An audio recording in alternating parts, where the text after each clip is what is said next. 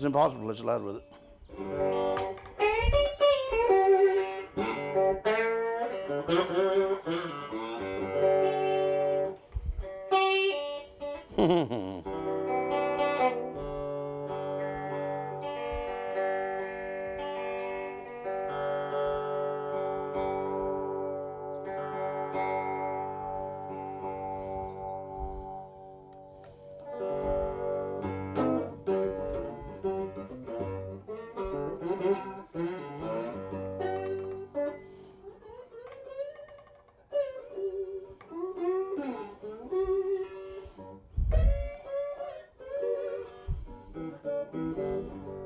It don't work.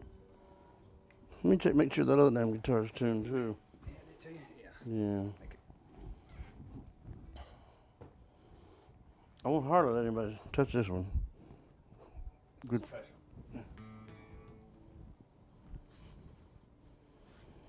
I need a little.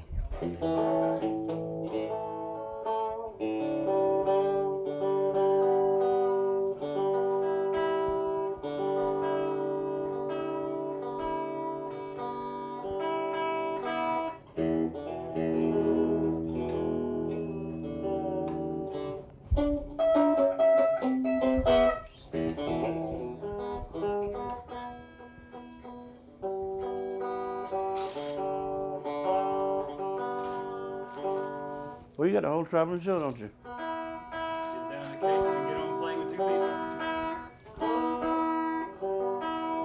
It's like playing in bed.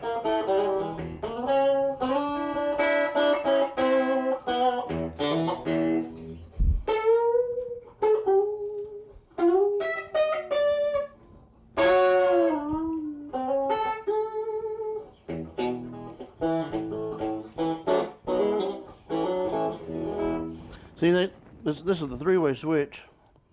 You probably remember all these. And these certain models would lodge in between there.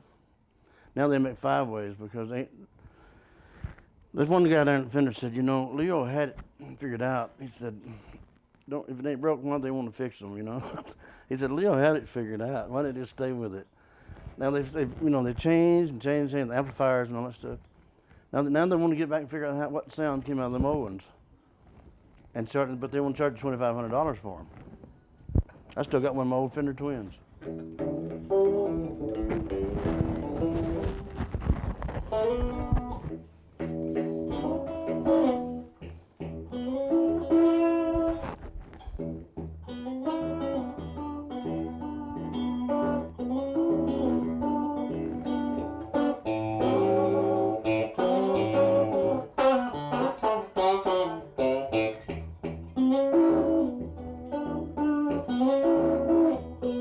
It's got a sound to it. A lot of people say that the guitar's got soul to it too. Oh man. Where did this guitar come from, and does it inspire you? You bet. Without this, I'm nothing. I can pick up another guitar and just feel like it's just a guitar. And this is me. The one they're making for me down there is, it says 0001. And it's the signature model, DA-DB, Duane Allman Delaney Bramlett. So, and it's a one of a kind. And I told them if we could, put some scuff marks on it, make it look almost like this. If they don't, I will. I know how to do it. You hang it on the wall for a while, kick it around.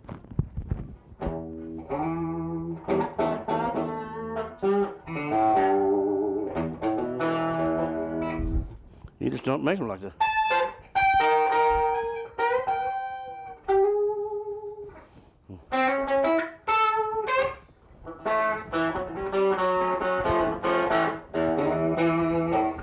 You know, when you do these things like, you know, most people have to have these big old Marshall amps and all that stuff for you get these sounds and fat sounds. This little bitty chimp, you know, you can get anything you want out of it. You don't have to have all that stuff. There's a guy up in Canada had been working now for. He said since the album came out, so that must have been 20 years ago. I did with Eric a song called "Let It Rain." which is going to go into the, they tell me now, that's going to go into the archives, the epitome of the sound from a Fender guitar through a Champ.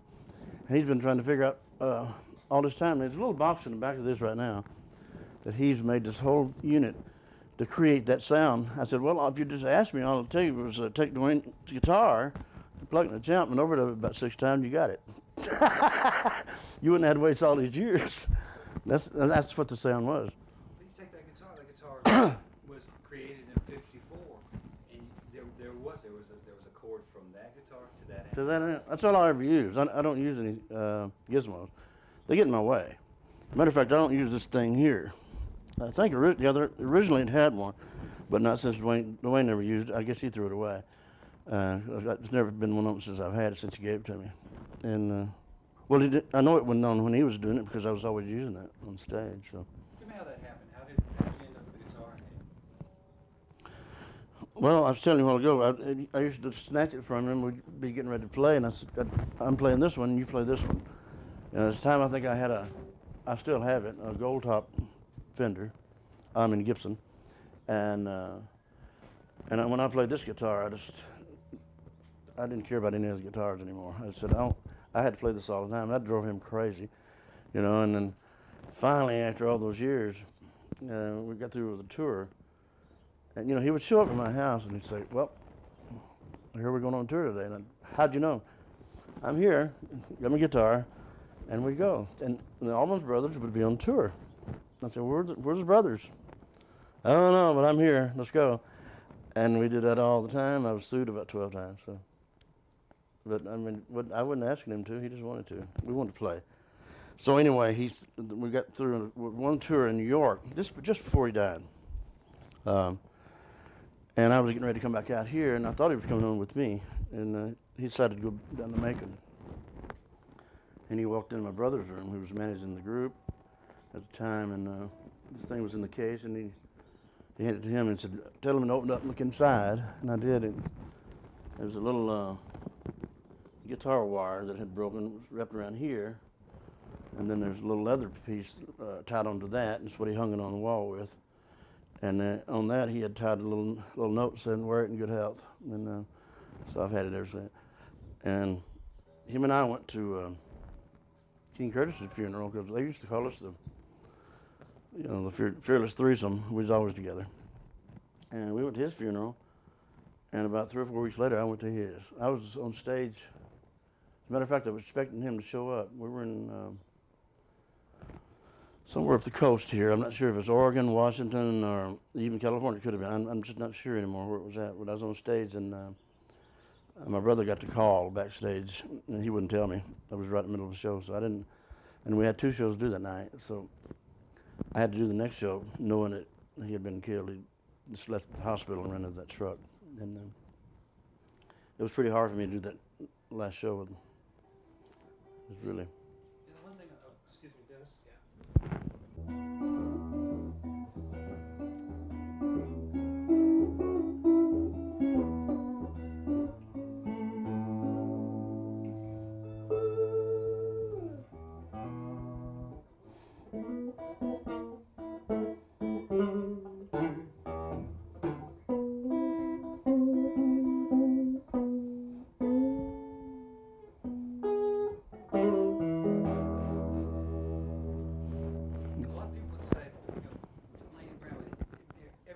Everybody played in his band, and the one thing that comes across about you is there's a real camaraderie with musicians. There's a real love, and there's so much heart and soul. There's so much fun with it. I mean, you play with some guys that they're just the top of the line, but they came to play with Delaney because, man, it was a charge. You know, I suppose that was because I always, I wouldn't have anybody in the band that didn't consider this was their life. I didn't want anybody in there piddling around, just piddling. It was their life and to have fun.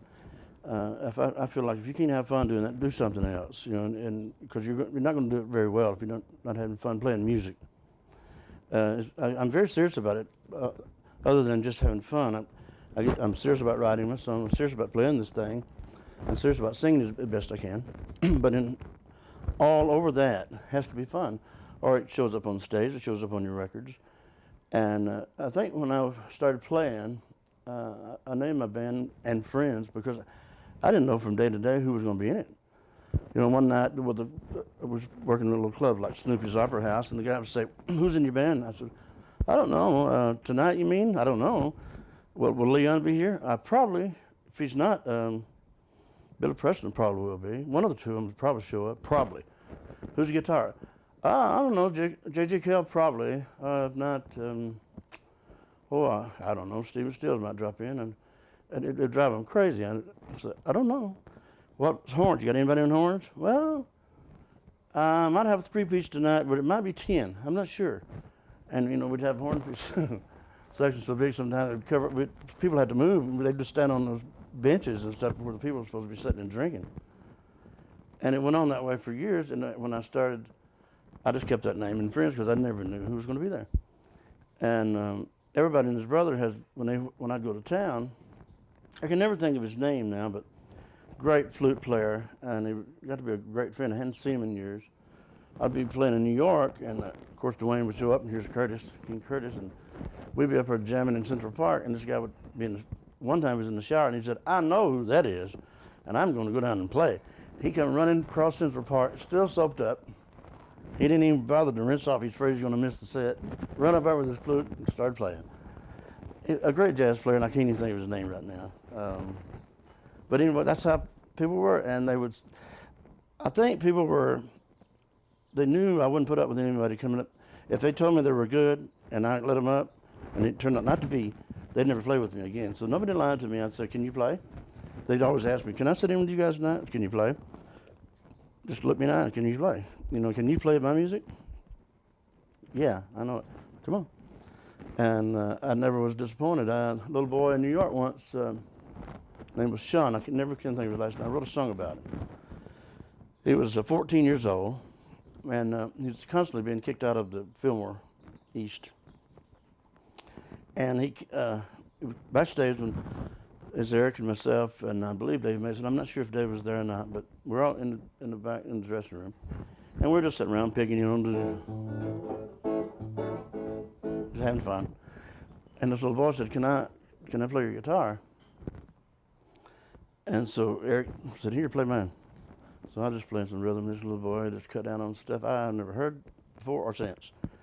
And I went, "Where did you learn that?" I learned later that his mom and daddy were drug addicts. They kicked him out on the streets. He learned how to play guitar, and I mean, learned it. And so that night, well, in the meantime, the bouncer came and said, "I just kicked you out, get out." He told us that we kick this boy out every night. I said, "Well, why? Why are you doing that?" "He just wants to play." He said, "Yeah, he's driving us crazy." And I said, "He's not driving me crazy." I said, "You just leave him alone tonight. You know, you can kick him out tomorrow night." So in the middle of the set, I stopped and I said, "There's a boy in back wants to sit in with us, and I'm anxious to hear him with us." His name is Sean. Everybody give him a big hand. I think part of the people in there that had seen him being kicked out plenty of times probably knew who he was. But he came out and come time for a solo. I said, "You got it." And he come out with a solo. Eric said, "Whoa, whoa, whoa, whoa, what is this?" I mean, he burnt that guitar up. And when that was done, he put the guitar back down. And I said, "Eric, take one." He said, "I don't know." "I'm not sure." That's how good it was. And I was never embarrassed. People, when they come up, I know they knew they better be able to play, because when they tell me, they knew that they better play. But otherwise, they would never get back up there again, ever. So it just got to be where people knew, you know, let's go play with Delaney's band. He's got a good band. They knew I'd have a good band. And I had drummers lined up all my life, waiting to play, and bass players. And so I've been blessed with having the best. I've had the best musician in my band in the world. And I do count my blessings. I do. Where does the world stop?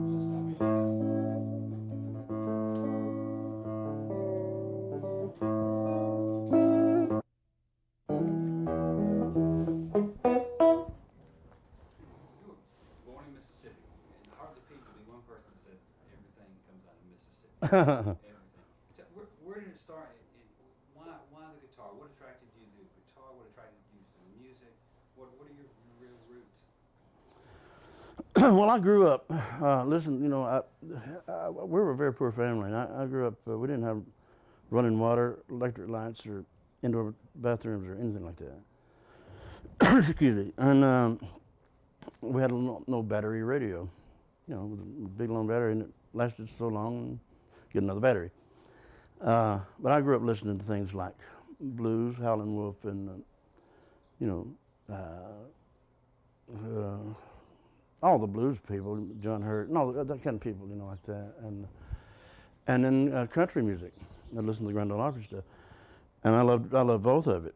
And then, you know, and R&B was eventually became, I guess, my favorite music in the world. And so I grew up listening to rural type things. And there was a black man that lived on the property with us. We're all sharecroppers, and his name was R.C. Weatherall. I wrote a song about him also. It was on that live album. It's called Poor Elijah. That's about him. And he had a knack of playing a guitar.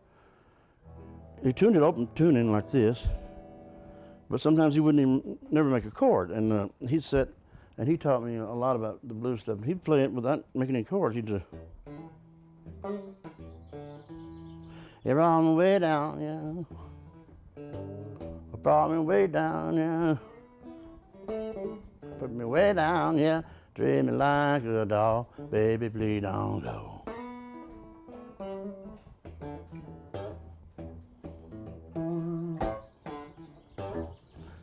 And he'd play that, and I'd say, well, let me see that again here.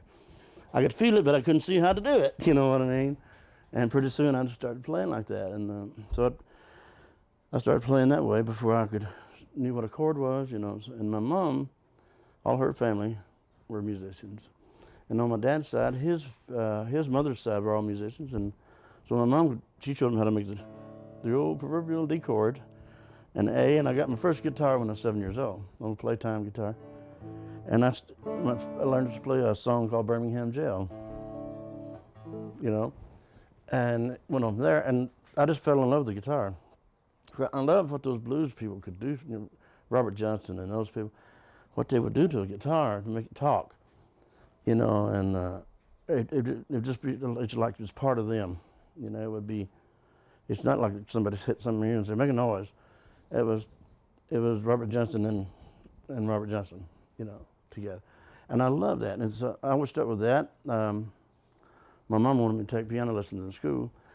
And to be honest with you, I thought that's something girls did. That's how backwards we were, you know, we lived and stuff. I thought that was real girly. Because all I could see was girls taking piano lessons. That was so stupid to me. I would give anything if I took them, you know, because I'm a pretty lousy piano player. I piddle around to write songs, and that's about it. As a matter of fact, when I met my wife, she had seen me in concert and all that stuff, and she still thought I played piano. I thought you played piano. No, well, not enough you want to hear it, you know. But I love these things, and just to play a guitar. When I first came to California, I didn't know anybody, and I found a country group at the Palomino Club. Didn't have a bass player, and the band leader didn't really want one. But they wanted to hire me because I started drawing people. I'd come in there and I'd play one night a week, and then all of a sudden I was in the band. And I said, well, look, I'll just play bass because I can't stand a band without a bass. So I started playing bass, and I couldn't play it very well, and I still don't. But I couldn't stand to play without a bass, you know. So I was a bass player all of a sudden. Threw my guitar back. I did that for a while, and that's how Jack Good saw me, as a matter of fact, and hired me for Shindig. That's where I got started from Shindig, from that club. And just went on there, but I went right back to the guitar. Bass just was not my instrument, you know. I love bass, but I can't play it well. I'm not a Duck Don or one of those guys. But I always go back to this thing. And I'm not a speedo freak, you know. I can't sit here and show you speed and run all over this thing. I'm basically I guess a rhythm guitar player, or a rhythm lead at the same time, whatever. But I can't fly over the neck like most people, you know. Brr, brr. And to be honest with you, I never did like it. I don't like to hear that stuff. It's not tasty to me. Let's talk about it. I mean, you don't need to play a million notes to say something. No, you know, sometimes 3 notes will tell the whole story in a whole solo. You know, there's some tasty. Thumbs Carlisle was one of the fastest guitar players I ever knew, and he could play fast and tasty. But sometimes he'd play a solo and he wouldn't hit over 4 notes, and because his heart was saying, no, that's all that needs. You know, he played from his heart. Sometimes 3 notes will make you cry, and 4,500 notes will make you say, where are they, and what was that for? What's it about? You know, who are you trying to impress? You know. You say with the heart, the touch. With guitar players, you touch the instrument, you feel the instrument when it vibrates. You know, there is something about that touch in that heart. Yeah. You don't need to play 45 minutes. No, you don't. When it starts to flow from the heart. Well, you know, it's like anything else. If you do it well, I don't care what you are. If you love what you're doing, it doesn't matter what it is. If you put your heart in it, you're going to do it better. And I think these people that learn just to be show-offs, that's what they'll end up being. You'll see them at jam sessions and stuff, and they'll come up to play one song, and then they'll go all over that neck, just flying. And then here comes another guy right behind him, and he'll play the same notes, maybe just a little faster, and saying, aha, see that? You know, that's, to me, is just not, that's not from the heart. You know, that's a lot of training goes into moving your fingers fast, and you can do it. I take my hat off those guys. I can't do it, and I wouldn't if I knew how. You know, I just wouldn't do that. I just think, you know, this, you can be pretty. You know,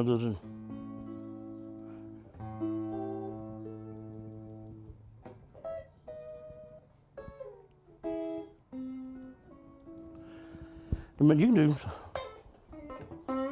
Well, you know, that's okay. Well, you know, I always try to like write riffs, and everybody says, boy, you write the slowest riffs. I said, yeah, I do, don't I? Yeah. You know, the coming home stuff, you know.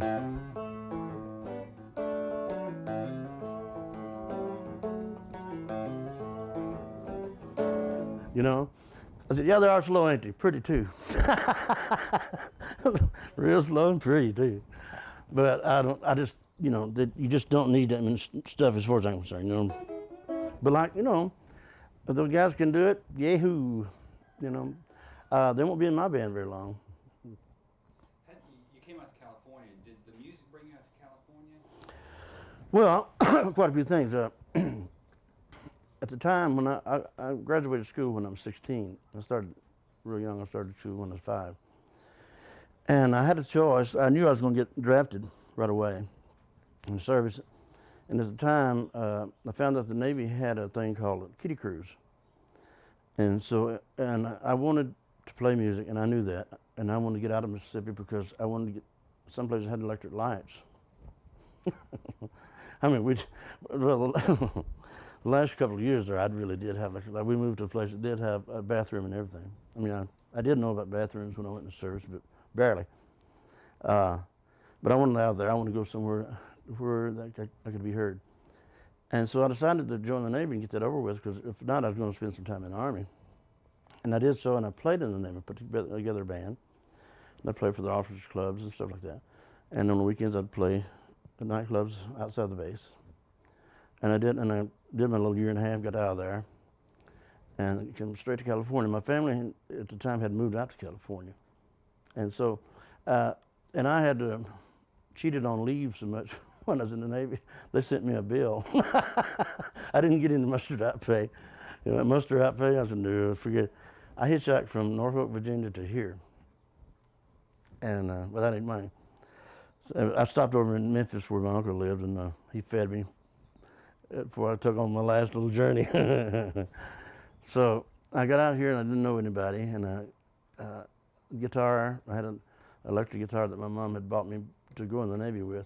Somebody stole it out of the back of the car, so I had no guitar, I had nothing. And that's how, when I got to where I was borrowing things, and people would listen to me, and all of a sudden I was packing these clubs for some reason, you know. So I went in and talked to Leo Fender, and I said, look, and graciously he said, pick you out what you want, take it with you. No, I never signed a contract, as I recall, with Leo, anything, and he said, just pick you out what you want. I know where you play, I know how you play, I heard you. You need a good instrument. So I just picked it out, and I said, I want that one. Well, first I picked out, one time I went in there and I said, do you remember when they first came out with those great big old dual Showman things? I thought, well, everybody should have one of those. They're big. So I said, Leo, can I have one of those? He said, you sure you want it? I said, I think so. He said, can I tell you a secret? He said, you're going to bring it back. I said, why? He said, I shouldn't say this on this thing. He said they're shitty. That's what he said. I said, well, let me try it. So I took it, and boy, it's like a Marshall. Had to crank them wide open to get any tone out of them, you know. And so I took it back. And I played like a Fender Pro in those days. And one of these, then somebody stole my telly, and I had a terrible habit for years and years of giving things away. I still do. I love to give. I've given guitars to I don't know how many people. Then all of a sudden, people got in the habit of giving me guitars, and I don't know why. George gave me that. I've got guitars in there from John Hammond. God, I mean, everybody said, I want you to have this. I want you to have this. And so I guess all of my giving came back. And, you know, so I really did not have anything to play for a while. And Leo